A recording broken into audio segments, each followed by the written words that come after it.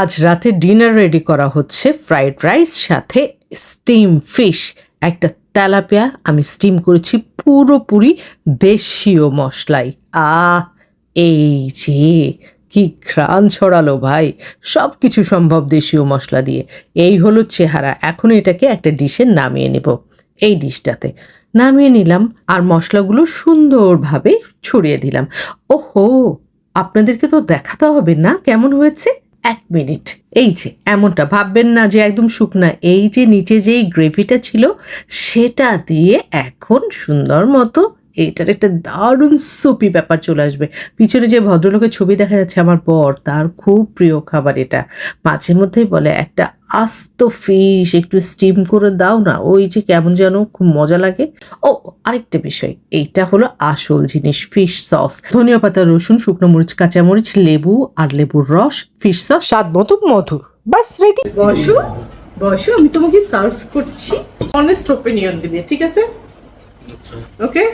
ঠিকঠাক হয়েছে কিনা সেই কমপ্লিমেন্ট বাইরের মানুষ দিবে, আমার বর দিতে পারবে না। আর তাই আমার ভাসুরের ছেলেকে ডেকে আনা হয়েছে ডিনারে, সেই আজ রেজাল্ট দিবে। এটা হলো ফিশ সস, এটার মধ্যে যথেষ্ট পরিমাণে ঝাল দেয়া আছে। দিব উপর দিয়ে একটু। সার্ভ তো শুরু করলাম, এখন দেখি। ওকে, এবার তুমি রিভিউ দিবা, আমি ক্যামেরা তোমার দিকে দিই। বিষয়টা কিন্তু বেশ ইন্টারেস্টিং। ও খাওয়া শুরু করলো আর আমি তাকিয়ে আছি ওর দিকে। কি বলে না, খাচ্ছে তো, ভালোভাবেই খাচ্ছে। দেখি কি বলে।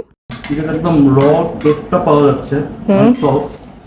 আর এই সসটার জন্য মনে হয় টেস্টটা একটু অন্যরকম হয়ে গেছে।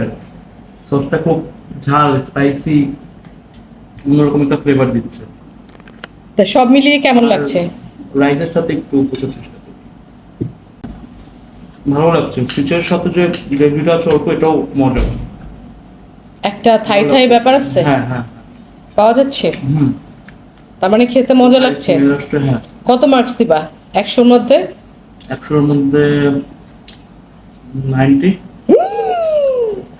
এই ফিশটার জন্যই এই সসটা। তোমার যতটুকু প্রয়োজন তুমি ততটুকু নিয়ে বাকি 10 মার্কস আমাকে দাও।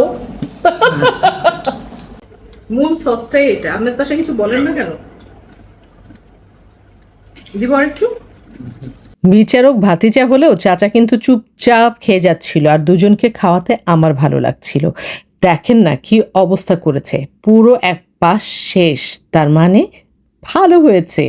আর রেসিপি দিব, খুব শীঘ্রই দিব, প্লিজ সেই পর্যন্ত অপেক্ষা করুন।